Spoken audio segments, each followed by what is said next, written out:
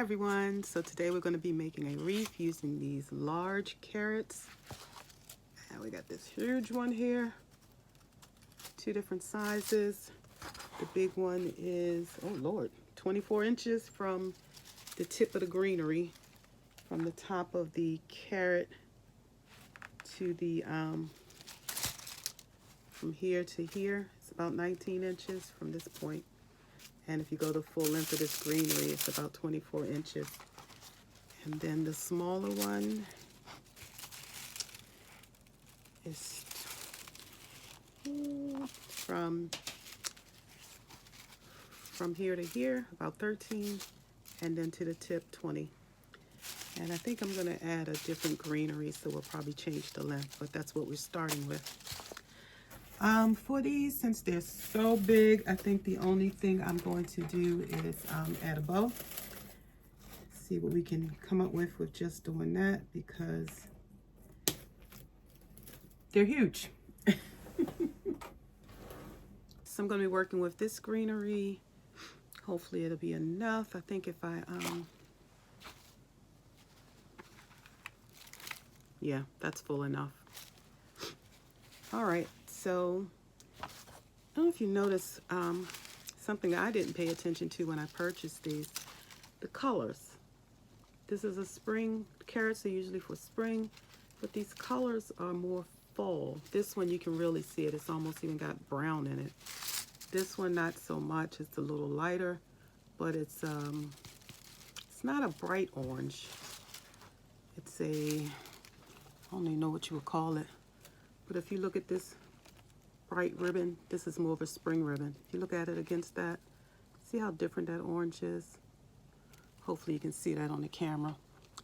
So I'm going to try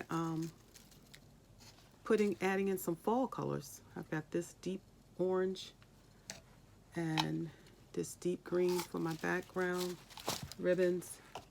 And then I'm going to have these two mixed in and this lighter tan color to kind of brighten it up, make sure it doesn't get too dark. I guess I need to start with figuring out how I'm going to attach this greenery. And I don't want to take this out because it's going to be, I don't want to take this out because it's going to be a huge hole. So what I'm going to do is open or poke holes into the top of the carrot there and add my greenery in that way. So what I'm doing now is just trying to find like a flat spot on this carrot so that, you know, when it's hanging on your door, it'll have one area that's kind of flat and it'll lay against the door without always constantly moving back and forth. Now the wind, of course, is going to blow it, but wanted to have it, try to, like I said, get some kind of area where it was flat and it'll lay against the door. So I've cut off the stems of my greenery and I'm going to be adding them in one by one at the top. So I was trying something a little different. I have a second phone now and I was trying to use both my phones as cameras, and one said the memory is full. So I'll try again next time. I'm trying to get so that you can have some close-ups and some full views with me. All right, so I've laid out my little greenery, trying to figure out which ones are taller. And the first one I'm going to put in is the tallest one, just to get that in the center, and then my shorter ones will go to the side. I used a pencil to poke a hole. I tried the little, what you call it thing, like a dowel, and it didn't work for me anyway. I think it didn't make the hole deep enough, but that pencil point was perfect for making a large enough hole. I added a little glue to the bottom of the stem and then inserted the stem right into the carrot. The inside of the carrot is just styrofoam, so that worked out just fine. So what you'll see, what I'm pointing to now, is the foliage along that stem. It moves up and down, and so I'm putting a little dab of glue at each spot so that it won't keep moving every time somebody touches it. And now I'm going to just continue adding my little holes and put it in my greenery. And like I said, the tallest one is in the center and two shorter ones to each side of that.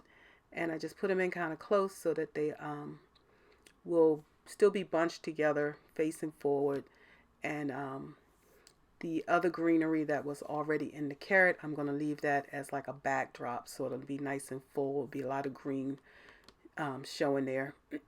Excuse me, and it won't be just, too spacey. So while I'm working on that, I just want to thank you for spending this time with me. I'm Kay of Kay's Creative Home, and welcome to my channel if this is your first time here.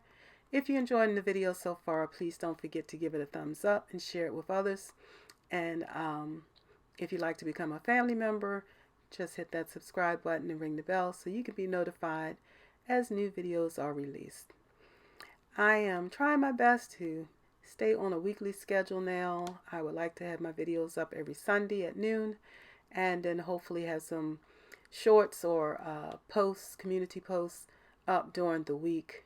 And I am expanding now and trying to get videos loaded up in Facebook. If you like Facebook better, it's still Kay's Creative Home wherever you go, and getting some posts also on Instagram and Pinterest, things like that, so that you can find me wherever you like, to look at social media.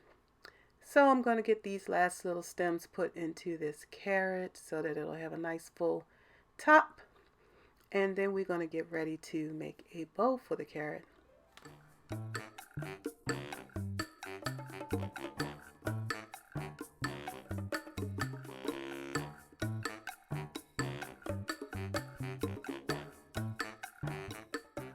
So to make my bow, I've started with a 20-inch tail, and that's just because the carrot is 24 inches, is so tall, and I want to be able to kind of loop the ribbon.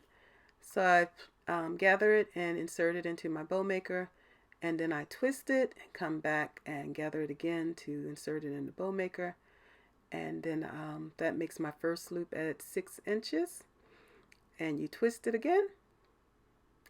So now I have the wrong side facing up on that side I'm working on. I go out to where it is 6 inches, I gather it right where it will go into my bow maker, and then double check that I'm still at about 6 inches. And again, I give it another twist at the top. I'll give it a twist at the center, I should be saying. And that brings my wrong side up, and now I'm come back to make my loop again, bring it back to the center, and check that 6 inches. Give it another little twist once I get some more ribbon here available. So now I'm twisting it, and then I'm going to come and make my last loop 6 inches again, and gather it, put it through the center up there for the bow maker, and then I'm going to bring it out to match my other tail, making it about 20 inches. And I'm doing that just first by trying to take it out the same length as the other tail, and then I'll trim it when I think I've got it about right. Tails don't have to be a perfect match, not the way I'm going to do mine, because I'm going to curl them. So next I'm going to use this deep orange. I am like falling in love with this color. So I'm going to match that 20-inch tail. I'm going to do that with each ribbon. And for this time, my loops are going to be at 5.5 inches, and as the same method, measure out 5.5 inches for your loop, gather it up and add it to the center of your bow maker, and then twist it so that the wrong side is now facing up to make the next loop.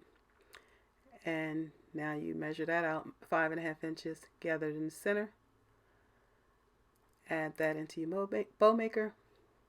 Double check that length, and these are 5.5 inches again for the loops.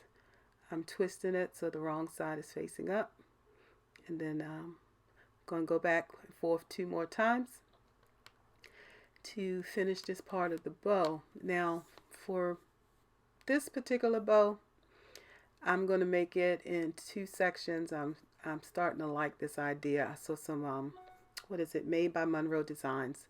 Watched her one of her videos and how she made these huge bows, and she did some of the loops, and then she put a zip tie around it, and then she made the rest of the loops, put a zip tie around it, then just laid it on top of each other to have this huge full bow without it being a huge mess in your bow maker.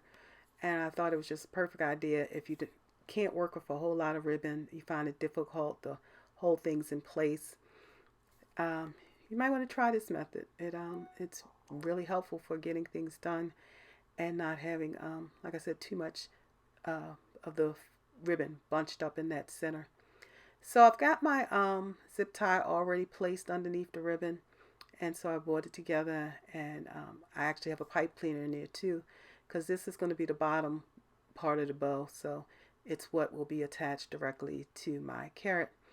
So once I pulled it out of the bow maker, I spun my little zip tie around toward the back, and before I tighten it too much, I have pulled it together so that it's snug.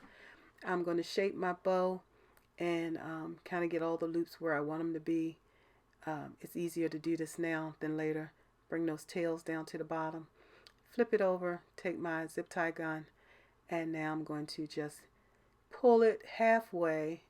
And as I do that, you'll kind of notice how the bow is changing. It's coming more towards you, because as you pull that center tight, the loops on the bow kind of pop out toward you, toward the front of the bow. You can probably see it there, especially now that it's laying down. It's no longer like it's just sitting out to the side, those loops. So, all right, we're going to follow the same method for the next two ribbons, except this tan ribbon will go out to 4 inches. Is that right? I'm sorry. It was 6, 5.5, and now the tan will be at 5 inches, and then the carrot ribbon I put on top of this will be 4.5. Again, 6 for the first ribbon, 5.5 for the second, 5 for the third, 4.5 for the last one. And that's just so that each layer, the loops get a little shorter and you can see the ribbon behind it. Make sure, this ensures that your all the colors and all the ribbon in your bow will be seen, and just makes it look more poofy. So I have my zip tie underneath all of that, all of those loops, and I am pulling it together. And now I'm going to kind of shape my bow a little bit before I even lift it off of my bow maker. And now I'm going to hold it snugly, pull that zip tie around to the back, and pull it together, not super tight, but tight. And now I'm going to shape again, making sure my tails are coming straight down toward the center bottom of the bow. Shaping up some of these loops, trying to position them where I want them to be. And I just kind of spread mine to the side so that I can see each loop. As you know, you look at the bow, you want to make sure every loop is visible. That's what makes a bow look nice and full. So now I'm going to adjust it with my zip tie gun. And I'll just mention, I don't show it here, as I was pulling on that zip tie, it broke. I used some of the thinner zip ties and they're not holding up so well, so stick with your thicker ones. Don't get ones that are too thin, or you know, that may, because they may break. So anyway, I'm using a thicker zip tie now.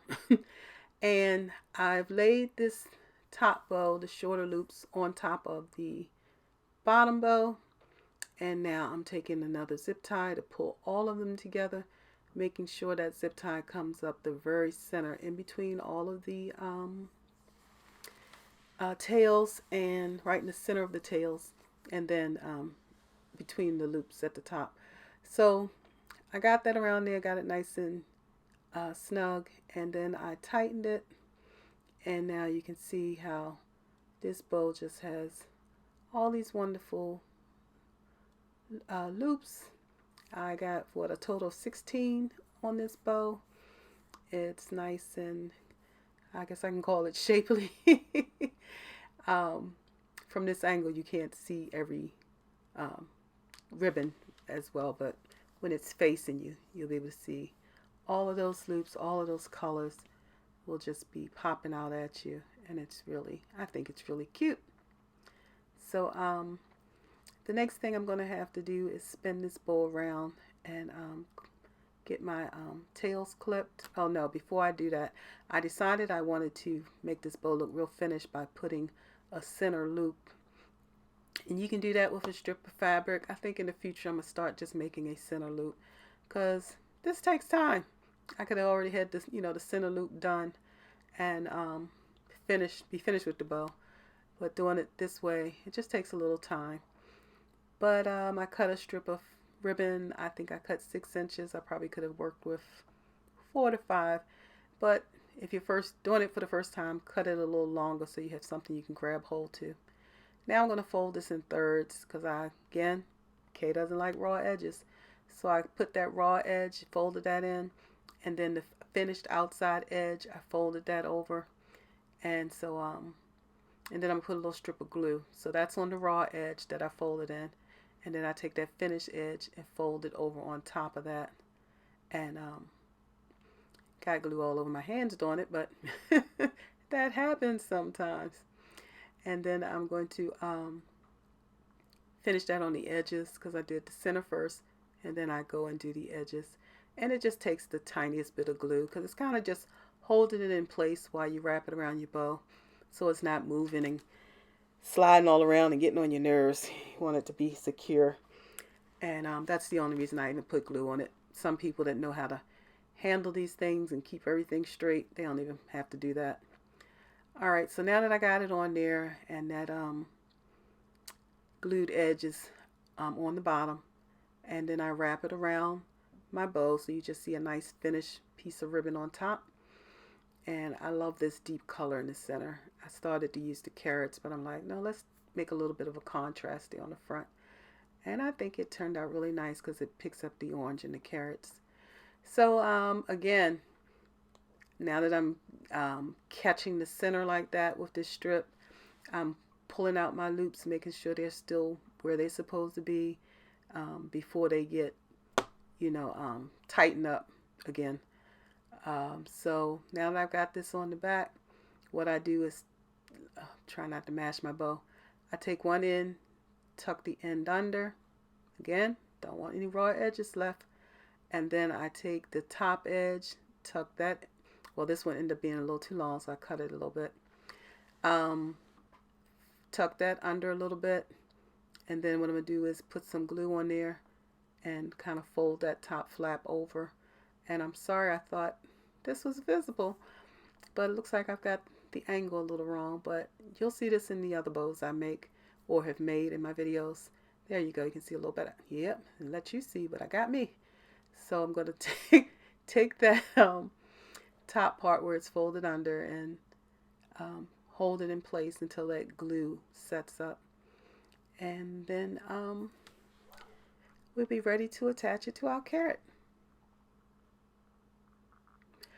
Oh, here's one other step I did. I decided that because this one was kind of moving about and I burnt myself, I wasn't sure I had that flap down really snugly. So I just took my pipe cleaner and twisted it a little bit right on top of that little center piece of ribbon. And that helps hold it in place. So that glue is going to set up and it's going to be fine. It's not going to move. And you still have enough pipe cleaner left to attach it to your carrot. So again, fluff, fluff, fluff. So here's my bigger carrot. Now I'm going to attach my bow, and I'm just twisting that pipe cleaner around the base of the greenery right at the very top of the orange part of the carrot. And then I'm just going to give it a few twists in the back and then tuck that pipe cleaner in and around the greenery so that the end isn't sticking out and one won't, nip anybody's fingers. So that's how it's looking. See how that's coming together? So now I need to clip the ends of my tails. I decided to just do an angle cut